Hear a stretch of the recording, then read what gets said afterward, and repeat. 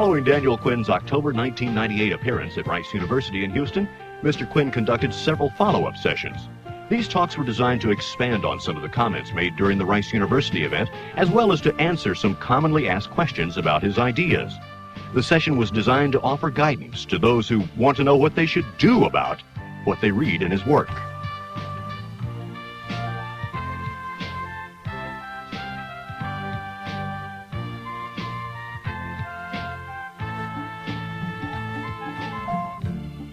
I don't have any doubt that the very first letter I got after Ishmael appeared said somewhere in it, "I love what you're saying, but I'm not sure what I'm supposed to do about it."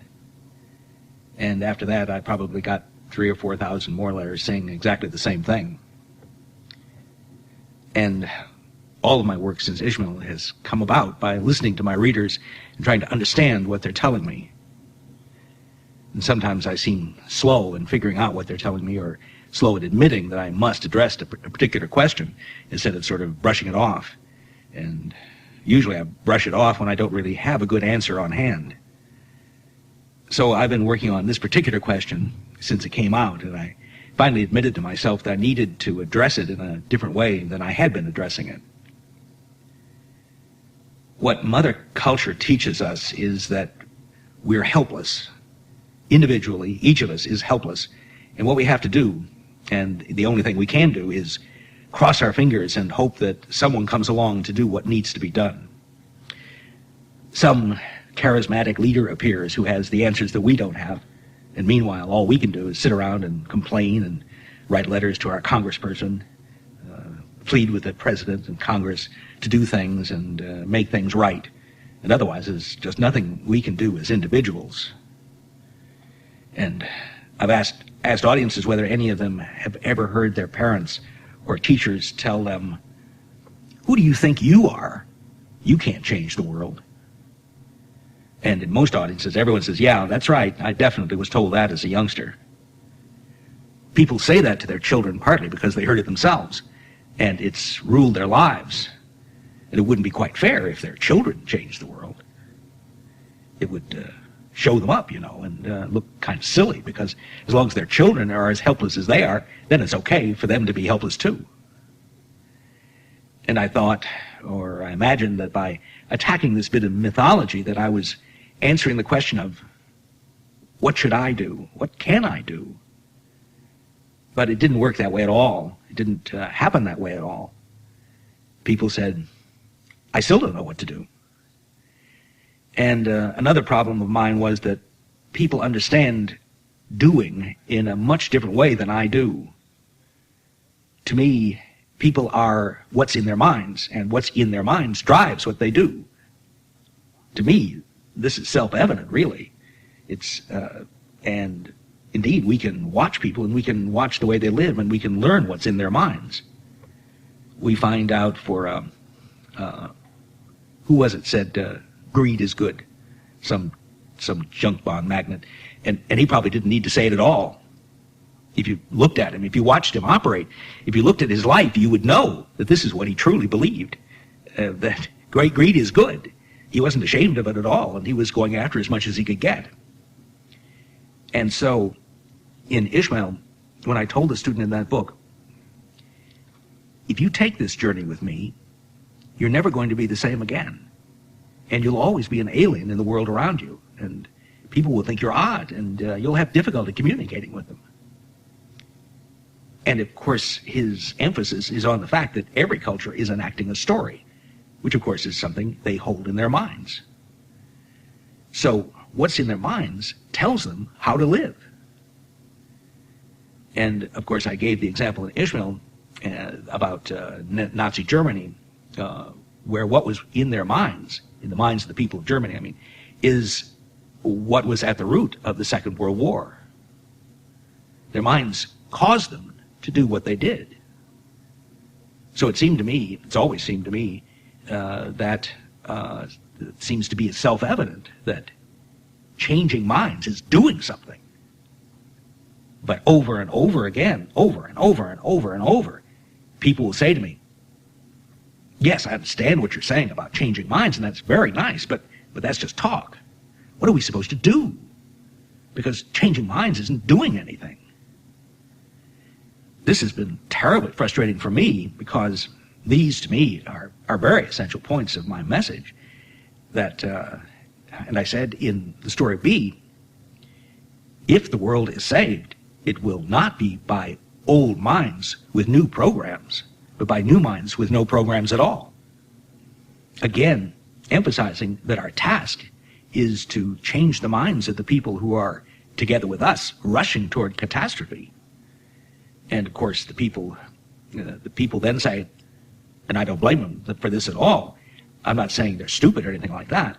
They'll next say, yes, but once we have 6 billion people with new minds, what will they do? And they want to know this because they want to start doing that right now. And in my new book, Beyond Civilization, I make this point that no paradigm is ever able to predict the next paradigm. The people of the Middle Ages didn't know or dream that they were in the middle of anything.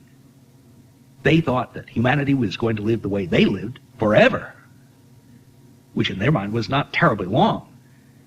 They expected the end of the world to be in the very near future. And if you'd gone to them and said, well, you may not know it, but there is a new paradigm just around the corner, just a century away. And you said to them, what do you think that's going to be? They wouldn't have had the slightest idea. They couldn't possibly have imagined the Renaissance, not remotely, because if they could have imagined the Renaissance, then it would have been the Renaissance. We cannot imagine what the next paradigm will do or what the people of the next paradigm will be like, but it can be predicted. I have predicted it, that if the world is saved, it will be because we turned that kind of corner, the kind of corner that was turned between the Middle Ages and the Renaissance. There must be a new people with as new minds as people of the Renaissance over the people of the Middle Ages. In order to achieve those new minds, it's been my task to challenge ideas that seem absolutely unshakable to most people. We are still in the paradigm, actually, that was shocked and incredulous when geologists began to reveal that the Earth was much, much, much, much, much older than we thought. We're still incredulous. We still don't believe it, not deep down. We still don't believe that humanity is millions of years old. For us, humanity is just as old as our great-great-great-great-great-grandfathers thought it was. So, we are still locked into that old paradigm. We are humanity. Our culture is humanity. The great stream of humanity that began on this planet 3 million years ago funneled down and down and down and down to one culture, which is ours. And this was meant from the beginning of time. These are the fundamental ideas of our paradigm that I'm attacking. What will people do who no longer believe that everything worthwhile for humans is something we invented? What will people do who accept the fact that humans lived well on this planet for millions of years before our culture came along? Here's another paradigm that I'm challenging in my next book, another bit of mythology. It's so much taken for granted that it's even hard to bring it out for people to look at because it's buried so deep. Everyone knows that Aboriginal people are tribal. Everyone knows that humanity was tribal for 3 million years. And then about 10,000 years ago, the people of our culture began to work on a new kind of organization for humanity called civilization. Tribalism, civilization, and, well, there can't be anything after this. Couldn't possibly be anything after this. This is the end. This is the final condition of humanity. Even if it lived for 10 million years, it would always be just that one invention. This is the only invention that's possible. It is unsurpassable. There could never be anything beyond civilization. Civilization could collapse, could be destroyed, and then go back, and we all go back. But to go beyond civilization is unthinkable. Well, I am thinking it. And I'm inviting other people to think it. And again, to me, this is doing something. and not just talking, because I do insist that if the world is saved, and I think it's possible for the world to be saved, I'm convinced that it will be by people who are thinking a different way, and not just thinking the same old way and doing new things. The Renaissance was not people thinking the old way and doing new things. They did new things because they were thinking a different way. And that's literally our salvation, thinking a new way and getting our neighbors to think another way. Another misperception that people have about this is it's too slow. This is because most people don't understand exponential change. About 1 million people have read Ishmael by this time, and if each of those million managed to reach just one person in a year, then of course there would be 2 million. And if those 2 million in the following year reached just one other person, changed their minds, there would be 4 million. Very slow. This is too slow. We're never going to make it. But in fact, if you do the multiplication, it will take 12 years at that rate for everyone on the planet to have a changed mind. Only 12 years. I know it sounds improbable. Sit there and do the mathematics and you'll find out that's the power of exponential growth. No other program can do anything in 12 years.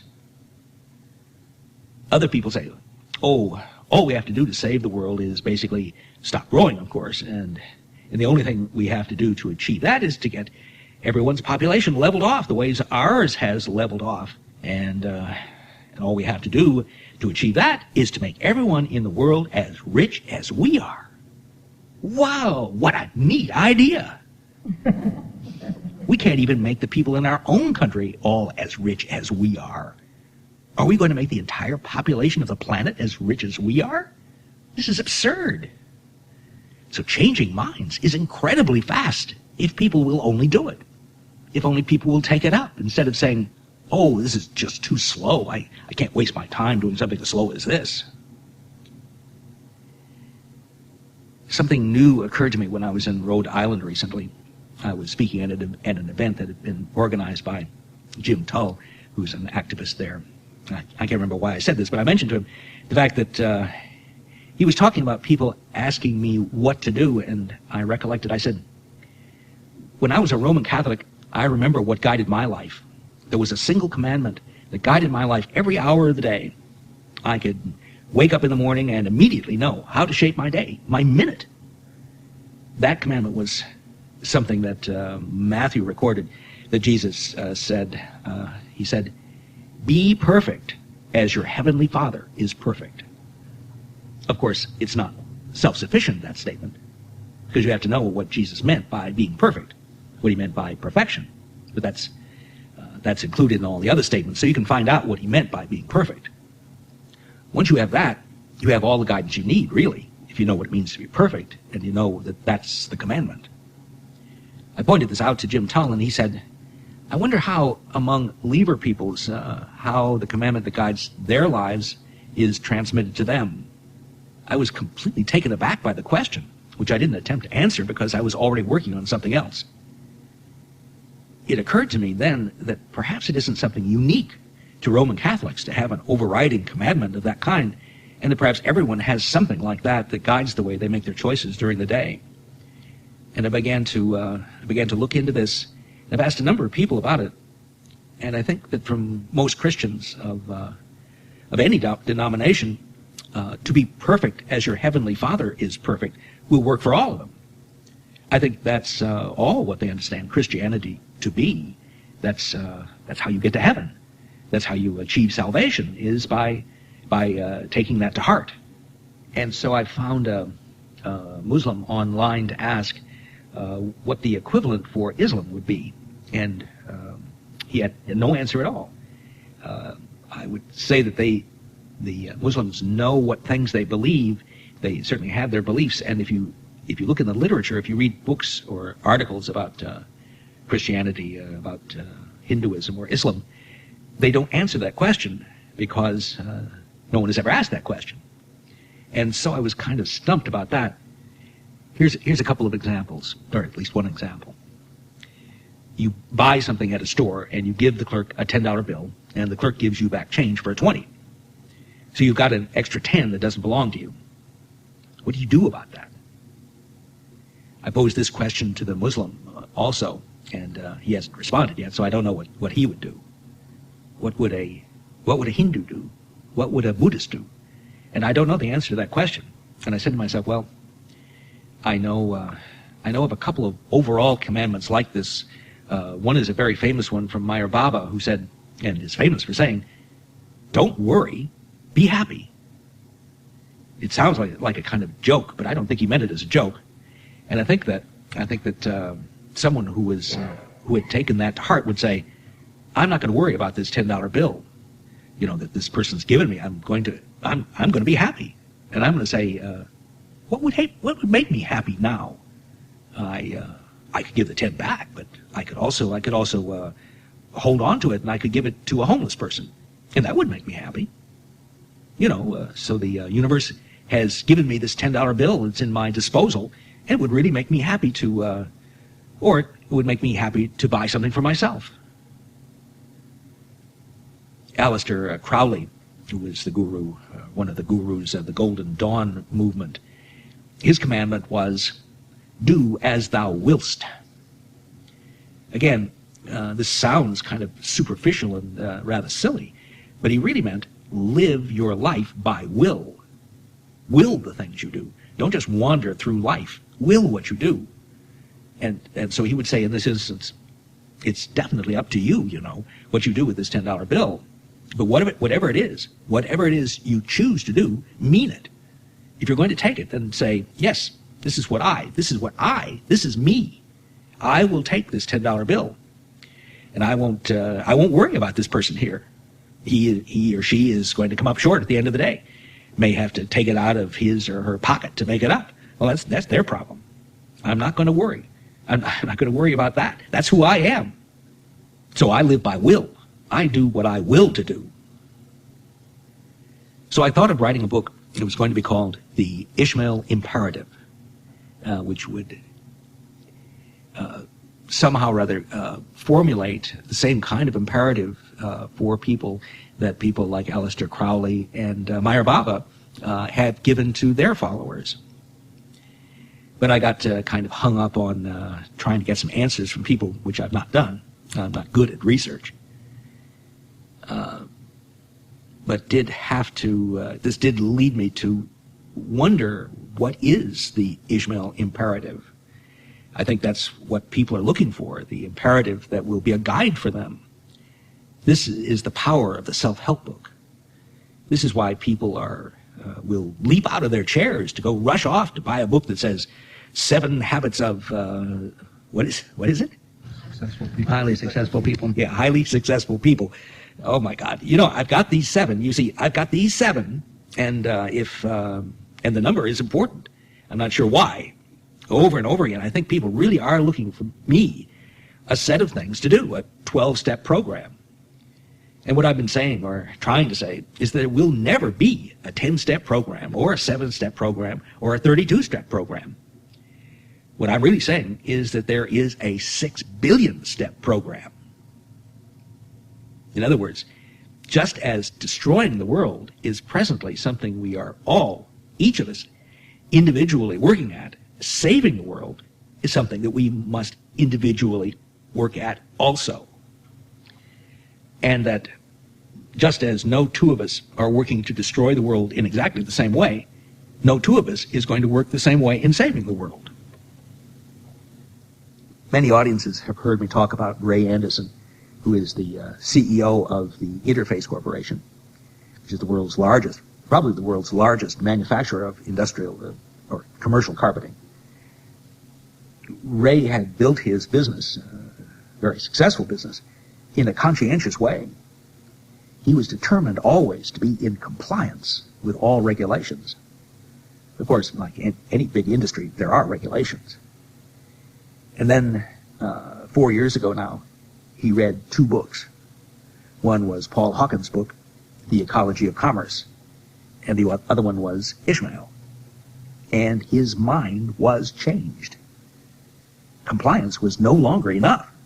That he saw very, very clearly for the first time in his life, that compliance was not nearly enough, not nearly good enough. This kind of carpeting out here, this commercial carpeting, is of course a plastic product. It's petroleum. His first decision was that he would, as soon as reasonably possible, hopefully by the end of the century, diminish or end completely his dependence on petroleum. He would find substitutes for using petroleum. Secondly, when carpeting is no longer of any use, generally it's ripped up and put in the dump. Tremendously bulky, of course. Fills up landfills like crazy.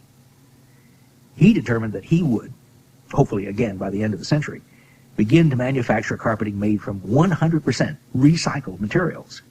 And the carpeting he made would be 100% recyclable, so that their contribution to landfill would become zero. That was his goal, is his goal. He would further encourage his customers to adopt something called the green lease. Instead of thinking of yourself as buying carpeting, he would rather have you think that he is providing a service for you. That is, he's covering your floors, and he'll keep your floors covered. And when your present floor covering isn't adequate, he'll come and take up the floor covering that's there, recycle it, and recover your floors with new carpeting made from totally recycled materials. So you don't have to worry about buying it. You're not even buying a product. You're buying a service. You just lease the carpeting. So these are the things he determined to do. What I want to stress here is the tremendous efficiency that came about by changing Ray Anderson's mind. If the government or some lobbying group had made up their minds to force the carpet makers of the world to eliminate petroleum in their products, to do all the things that Ray did, of course they wouldn't even have begun yet. They would still be trying to win support enough to get a bill drafted in Congress, and that would take decades to get such legislation through. And by the time it did get through, you'd find that it had no teeth, and that everything they wanted to have happen would happen a little bit. Whereas, only because Ray Anderson now sees the world a different way, he's now making all these choices of his own will and choosing to make them absolute. No halfway measures there at all.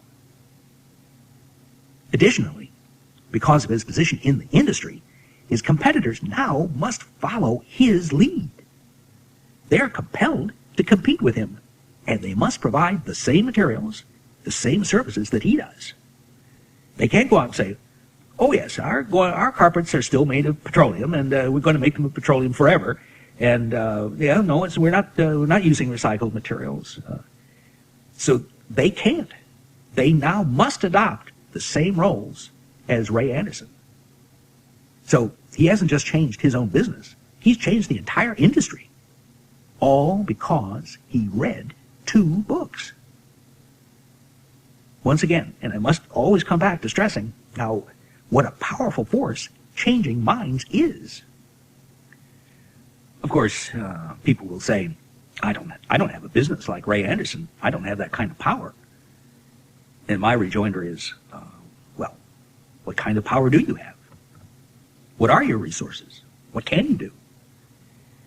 But in any case, I've been thinking about how to translate what I'm saying into an imperative, and this is what I believe is the Ishmael Imperative. Do what you alone can do. Where you are, with your resources, with your position, whatever those things may be. And there's no one at all who has no resources. I've heard countless stories of children who have gone to their parents and said, you've got to read this book, Ishmael. They weren't thinking of it that way, of course. They weren't thinking about the resources and so on. But of course, they were following that imperative of doing what they could do anyway, even though they hadn't worked it out in those terms. Or they went to the teacher and said, putting the book in their hands and saying, You have got to read this book. And the teacher's doing the same thing. I don't mean to say that the whole deal has anything to do with my book. The point is, Ray Anderson is not doing anything about Ishmael. He's not doing anything about my book. He has, he's given away hundreds of copies, but that's not the point. The point is much more that he has transformed his business and his industry because that was within his compass to do. He didn't write to me and say, Daniel, I love what you're doing, but what am I supposed to do? He immediately translated this into his own sphere. Alan Thornhill, who will be here next week for the population seminars, I don't think has Alan ever used Ishmael in the classroom? I don't think so. But he read Ishmael many years ago. He's read all of my books. And he once told me something that really pleased me more than if he had said that I'm using your book in my classroom. He's an evolutionary biologist at Rice University. He said, I see now that my teaching has changed because reading your books, having read your books, I no longer teach the way I did. That to me is the greatest thing of all. I wouldn't care if anyone ever used another copy of Ishmael in the schools, and it's being used in hundreds of schools, if the teachers would just change the way they teach. They don't need the book. They need to change the way they teach. And of course this is difficult. In a way it's difficult. But it's like being perfect is difficult. But it's a direction that is within everyone's reach. Not my only examples of this. I've got lots of examples. For example, there's a farmer in British Columbia who responded to reading Ishmael this way. Instead of extending his cropland, as you would expect to do, he's going to raise pheasants for release to wilderness areas, which I think is a very clever and innovative idea. Some care has to be taken in this, he knows, because releasing such birds in areas that are already populated by pheasants could actually suppress the productivity of the resident population. Again, this isn't something you or I could do. This is something he could do. This farmer is uniquely positioned to do this. Other farmers have found other ways to implement the Ishmael Imperative, for example, by setting aside certain portions of their land to return to the wild state. And I can imagine a farmer who's really bitten by this particular bug trying to put together coalitions of farmers to set aside adjoining tracts so as to create wildlife preserves of a very significant size. And there is a magnet school in Houston that attracts gifted children from all over the city. At the same time, it has to provide a sort of school within a school for students who just happen to live in the neighborhood. After reading my Ishmael, one of the teachers at the school, within the school, became intrigued with the possibility of implementing some of the ideas she read there. Specifically, she was intrigued by the idea of opening up the surrounding community as a hands-on educational resource to her students. And she was sufficiently dedicated to the idea to carry it successfully through all the bureaucratic procedures and approval levels that such innovations require. Next, she'll take her idea to the community to see if she can sell local business, social, and governmental organizations on the idea of opening their doors to curious kids who just want to be allowed to hang out and see what's going on, and possibly join in where they can, where they'll be allowed to. Again, this isn't something you or I could do. This is something this teacher is uniquely positioned to do. When the takers come up against a native people they want to absorb, they must first destroy their culture, and the best tool they have for this is schooling. Take the kids away from their parents, force them to spend their days soaking up taker ideas and the taker vision of history, discourage them from speaking their parents' language, make fun of their traditions. This is how it's done. Right now, a big effort is being made in Alaska to get all Eskimo children into school, for their own good, of course, but in fact, to separate them from the traditional teachings and crafts and customs of their parents. After reading Ishmael, one young man in Alaska decided to do what he could to oppose this culture-destroying process. He's become sort of Johnny Appleseed, visiting native groups in the area, explaining the secret agenda of the schools and encouraging parents to resist sending their kids to school for their own good. That is, to send the schools are saying, the administrators are saying, this is for their own good. We don't want them to come to school for their own good. Again and again and again, this is something he is uniquely positioned and motivated to do. There was once a young man in the film business who took me aside to tell me that, in case I didn't already know it, the filmmaking business is tremendously pollutive and environmentally destructive. But he didn't just want to inform me of this fact. He wanted to know how he should think about it. Specifically, he wanted to know if he should get out of it, because it's so pollutive and destructive. I said to him, look, if all the people who care about the world get out of the filmmaking industry, all that'll be left are the ones who don't give a damn. Do you really think we should leave this whole industry in the hands of people who don't give a damn? No, we need good people, concerned people in every industry, and in the very worst industries. But what was this young man supposed to do? How could I possibly know that? Only he could know that. Only he was positioned so as to be able to see what he could do in the film industry to make it less pollutive and less destructive. Just weeks after Ishmael came out, I heard from Rachel Rosenthal, a famous performance artist in Los Angeles. She loved the book and wanted to know if she could incorporate some of its ideas in the piece she was working on then for the Whitney Museum, for a performance at the Whitney Museum. Well, of course, I told her, yes, sure, by all means, of course.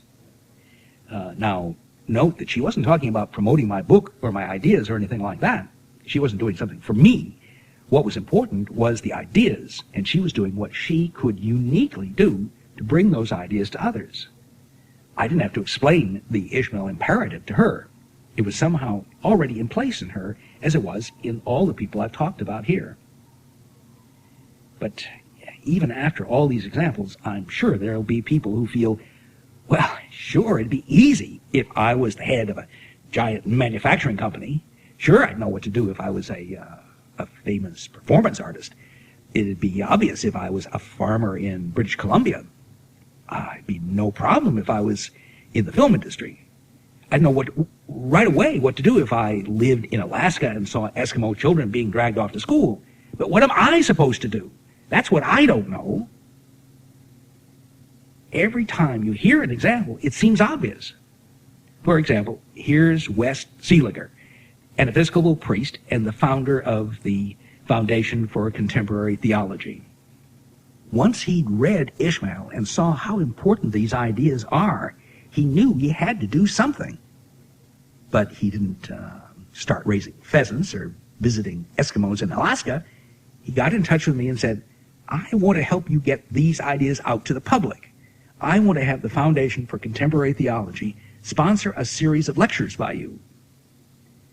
Again, this isn't about promoting me or my books. This is about changing minds. So there's another example. Well, I'd know what to do if I was an Episcopal priest with a foundation of my own. No problem. But what am I supposed to do? It's always obvious when somebody else does it. Trust me, there's no one without resources, but I don't know what they are in your case, or in your case, or in your case. Only you know what your resources are, and they may not be immediately obvious. There's also no one without a circle of influence, but only you know how far that circle reaches. If you look at what you can do and can't see anything, maybe you need to pull back and look at the bigger picture of your life. Or maybe you think only something really big is worth talking about. Well, I can tell you one big thing that anyone can do. At least it's big to me. Change a mind. That's right. Change one mind. To me, that's big. Because you have no idea what that one changed mind will do. Some one person told Ray Anderson that he should read Ishmael. That was so big, it ended up changing an entire industry, thousands of lives. But some one person took that risk of saying, Ray, you've really got to read this book. And again, some one person told Eddie Vedder of the musical group Pearl Jam that he had to read Ishmael. And he did. And reading that book had a definite, identifiable influence on Pearl Jam's next album, Yield. And the enthusiasm he felt for this book spilled over onto his webpage, where thousands who had never heard of Ishmael were moved to go looking for it at their local bookstores. But of course, not everyone knows a rock star. Not everyone knows the CEO of a Fortune 500 company. That doesn't matter. Everyone knows someone. And that someone knows someone who knows someone else, who knows someone else, who knows someone else. And that's how it happens. That's how our revolution happens. We don't need armies. We don't need guns. We don't need warships. We don't need rocket launchers. We need people, each one doing what he or she is uniquely positioned to do. Changing an industry, sure. Putting out a CD heard by millions, sure. Making a movie, terrific. But to my mind, there's no one in the mix more important than you are, doing what you alone can do, doing your best with what you are, doing your best with where you are, and doing the best with who you are. That's our revolution. There's no doubt about that.